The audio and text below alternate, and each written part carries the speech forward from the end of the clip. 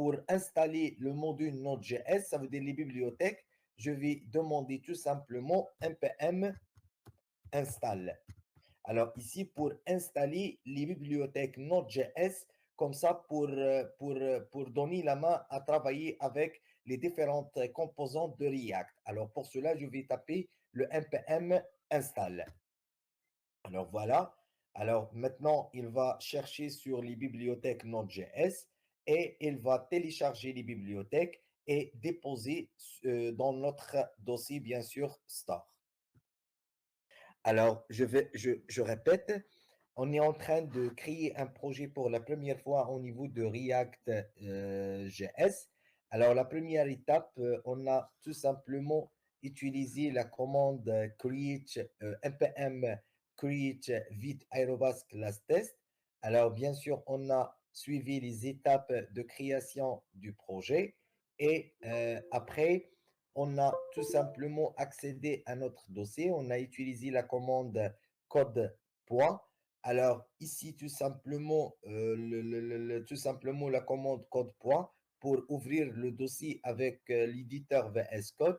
Et après, on a utilisé la commande npm install tout simplement pour installer les bibliothèques Node.js. OK?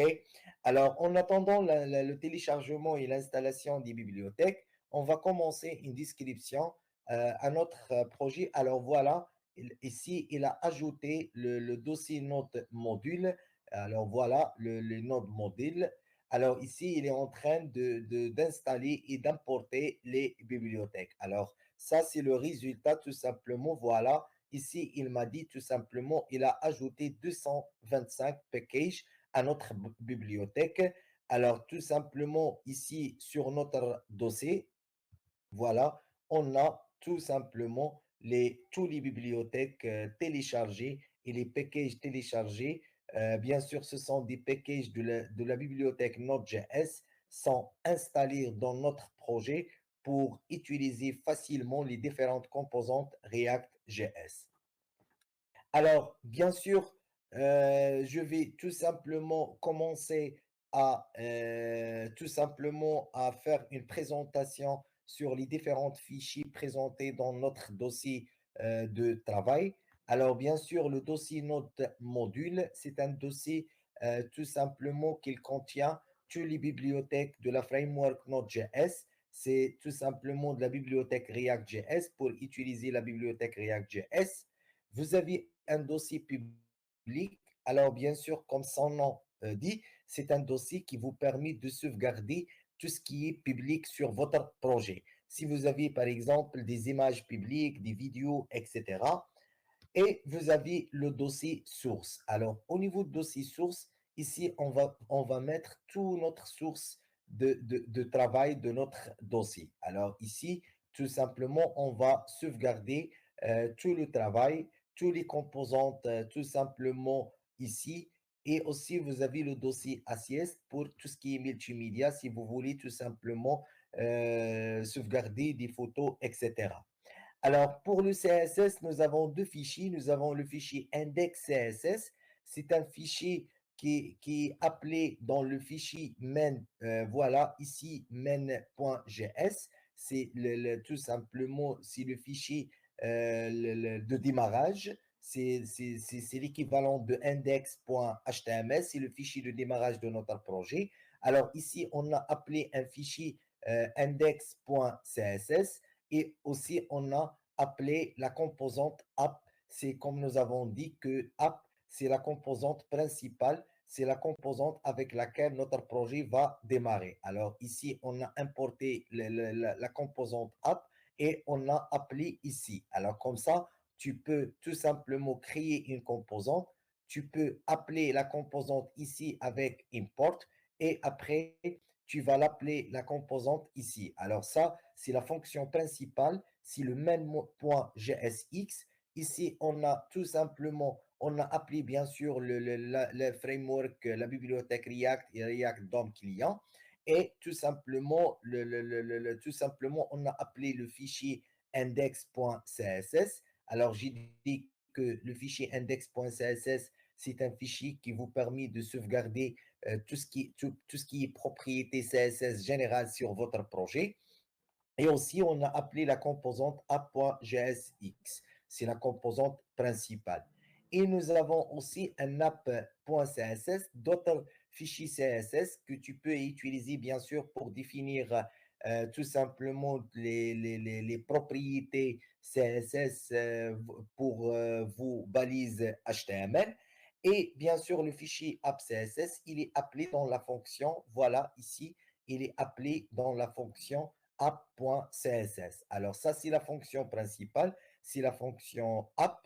C'est tout simplement la fonction principale. Ici, c'est la première page avec laquelle il va tourner votre projet. OK? Et tout simplement, après, ici, nous avons le index.html. Au niveau de l'index.html, bien sûr, c'est parce que n'importe quel site web sera tout simplement démarré par la page index.html. C'est la première page qui sera lire quand votre client demande votre projet. Alors ici, on a tout simplement faire une redirection vers le fichier main.jsx dans le dossier source. Après, tout simplement, dans le dossier main.jsx, on a demandé de démarrer la composante app. Alors, la composante app sera démarrée et sera retournée la DOM ici tout simplement. Alors, comme ça, un projet React sera déclenché par votre client et sera tout simplement sera déclenché bien sûr par votre client et comme ça, il va l'orientation et la redirection. Alors, bien sûr, ici, tu peux, bien sûr, ça c'est le HTML comme tu vois devant vous, ça veut dire c'est la structure traditionnelle de HTML. Tu peux appeler les bibliothèques ici, tu peux faire des links, etc. Aussi, vous avez le fichier package.json. Alors ça, c'est un fichier il est très important parce que ici, nous avons toutes les bibliothèques installées tout simplement à notre projet. Et bien sûr, nous avons tout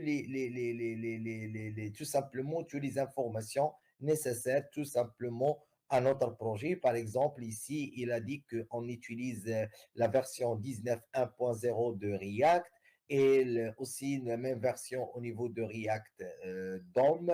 Alors ici, tout simplement, il écrit les scripts utilisés. Par exemple, pour lancer un projet, on va utiliser RenDev. On peut utiliser bien sûr le build. Tout simplement, on peut utiliser lent.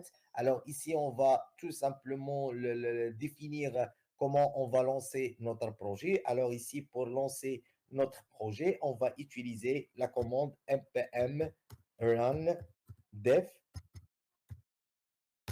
Alors, voilà. Alors, tout simplement, ici, il a lancé le projet et il a créé tout simplement un réseau local. Alors, ici, c'est local network, ça veut dire c'est un réseau local où, tout simplement où notre tout simplement projet sera publié.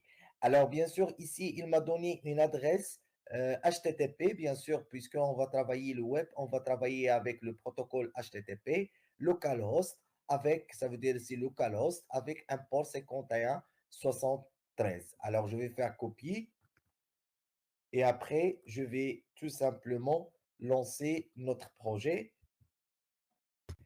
Alors, voilà, sage de démarrage de React.js par défaut. Alors, quand tu crées, voilà, quand tu crées un projet avec le framework Vite, automatiquement, le framework Vite, il vous propose une interface comme ça.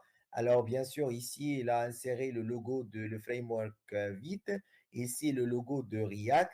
Ici, un bouton qui fait l'incrémentation. Et bien sûr, ici, un modèle de DOM, tout simplement.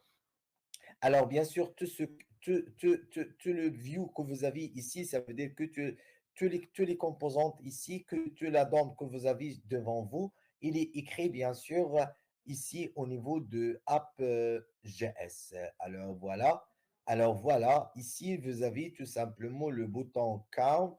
Vous avez l'insertion de l'image. Ici, alors, vous avez ici l'insertion de l'image. Alors, voilà le titre H1 Vite React. Alors ici, le bouton Count pour compter. Ici, vous avez le paragraphe edit, etc. Alors, ça veut dire que tout simplement, votre projet sera lancé. Tout simplement, il va lancer toute la DOM écrite au niveau de la fonction app. Et bien sûr, les fichiers avec laquelle on va travailler avec un fichier, le GSX, ça veut dire le JavaScript XML. Alors, voilà, ça c'est la deuxième partie de notre formation. Ça veut dire comment créer un projet React JS et bien sûr, comment tout simplement l'architecture de notre dossier React JS et bien sûr comment installer les bibliothèques. Alors,